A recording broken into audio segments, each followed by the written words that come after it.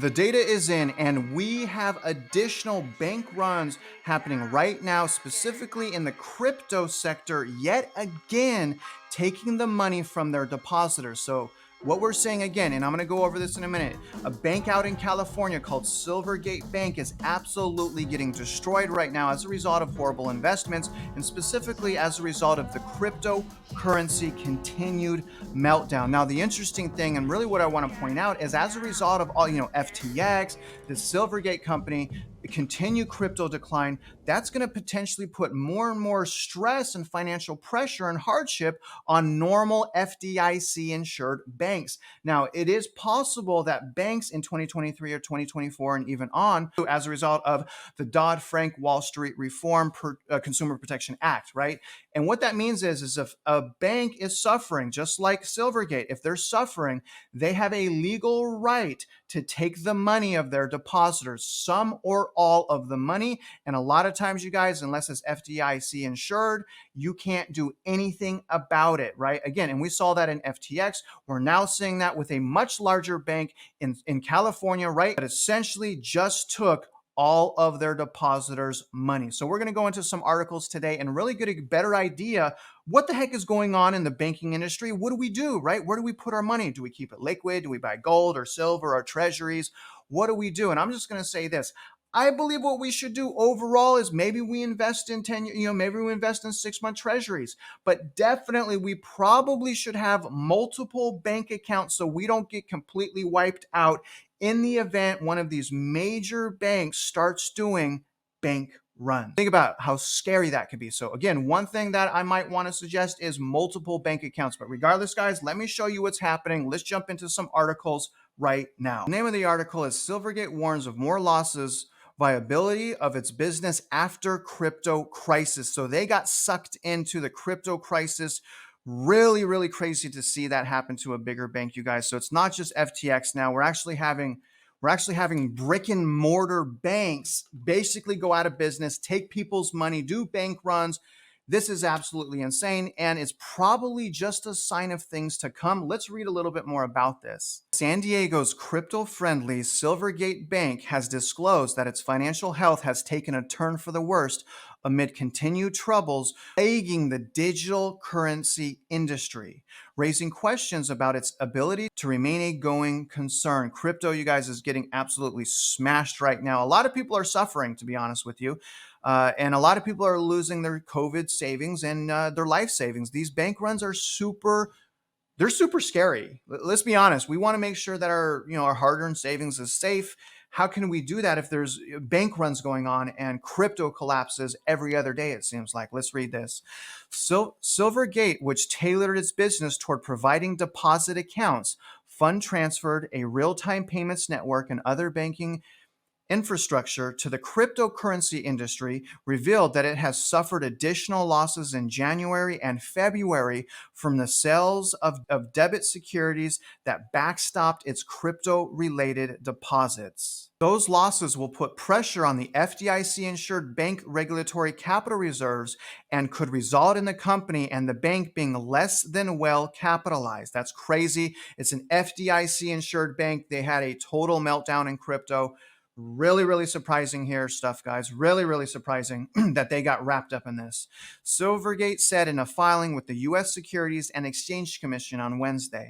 Under these conditions, Silvergate said it is evaluating the impact of these subsequent events that have on its ability to continue as a going concern for the 12 months following the issuance of its financial statements. The company is currently in process of reevaluating its businesses and strategies in light of the business and regulatory challenges it's currently facing. Silvergate said that it probably would be unable to file its annual report with the SEC by March 16th deadline. Unbelievable. As it works to answer questions related to regulatory and other inquiries and investigations. Wow. The bank's independent accounting firm also needs more time to complete certain audit steps before filing an annual report, a Silvergate spokesperson said. The disclosure sent the bank's already beaten down stock tumbling 58% to Woo, $5.72 a share on Thursday. You guys think about a 58% decline. That's crazy. In what, one day? That's insane. So the cat's out of the bag. They are super hurting. The stock is down from a high of $158 a share about a year ago during the crypto boom. Crypto has proven to be absolutely destructive to many, many people, y'all. I have never personally invested in crypto. I don't personally believe in it, but there's a lot of people that do, and a lot of those people got wiped out. In the wake of the filing, some digital currency outlooks took to Twitter seeking to reassure their customers that their funds were safe and distance themselves from Silvergate.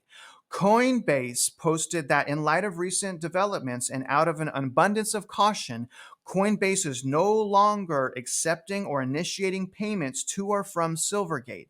So, and they're trying to be preemptive on that, you guys. If people start freaking out and start pulling all of their money out of Coinbase, what do you think is going to happen to Coinbase? The same thing that happened to FTX and the same thing that happened to Silvergate. They're trying to slow down the panic so that they themselves, don't have to shut down their company and take everyone's money. This is wicked, you guys. Absolutely wicked stuff. And again, if I'm reading this and I have crypto, I'm done. I'm done completely with crypto. For obvious reasons. Silvergate has been under increasing pressure amid a handful of high-profile bankruptcies in the crypto industry, punctuated by the collapse of FTX and criminal fraud charges against founder Sam Bankman-Fried. Both FTX and sister company firm Alameda Research had accounts at Silvergate. A group of U.S. senators led by Elizabeth Warren is looking into why Silvergate's Anti-Money Laundering and Bank Security Act compliance programs failed to red flag improper transfers between FTX and Alameda. Not good, guys, not good at all. In January, 3 top U.S. bank regulators, the Federal Reserve, Federal Deposit Insurance, or FDIC, and the Office of the Comptroller of the Currency, warned financial institutions of the high liquidity risks associated with crypto asset deposits. The agency pushed banks to perform robust due diligence and ongoing monitoring. So again, you guys, if it's me, I'm not putting my money in crypto. I'm just not going to do it. I mean, we've learned that, right? We've learned that now. It's not protected the same way as FDIC. In fact, it may melt down so much that it will affect normal banks, right? Really shocking stuff here. It confirms the fears that many regulators have had, said Todd Baker, a senior fellow at Columbia University. If this bank fails, it's going to be held up as an example of why banks should be extremely conservative in dealing with cryptocurrencies. In its SEC disclosure, Silvergate noted other headwinds, including investigations from its banking regulators and the U.S. Department of Justice. It also faces at least 3 private lawsuits. They're getting absolutely crushed. That's super scary, actually. Where we're not surprised to see these risk factors given the recent inquiries by various regulatory bodies. This confirms that Silvergate is coming under significantly enhanced scrutiny in the wake of the FTX's bankruptcy. I want to point out that the FDIC can't insure everyone's money. If we have several bank runs, the FDIC is completely useless. And in fact, the FDIC mostly exists to reassure people that their money is safe in FDIC insured banks. But as we saw here with Silvergate, even banks that are set up to protect the depositor's money can have massive failures within their lending institution. So really, really scary stuff here, guys. And in conclusion, what this is telling me is we have to be really safe with our money. Maybe we should just completely take it out of anything risky, stop investing in crypto. Maybe we should look into gold or silver. I don't know. I don't have gold or silver. Maybe we should look at the 10, treasuries or bonds, right? That may be way better. But definitely what I have decided to do is I'm going to be opening several different bank accounts just in case, right? I don't want all of my money or most of my money in just one bank because I can wake up tomorrow and have lost all of my money. Think about it, you guys. Super scary stuff. We're just providing awareness. This is not the first time this has happened. It already happened with FTX. It's going to hurt a lot of people, and it's going to put even more pressure on our banking on our current banking system, which I would argue is completely underwater right now. But other than that, guys, I really hope you guys got some new insights, value, and perspective from today's video. And if you're out there investing in real estate, you know I wish you luck and I hope you win.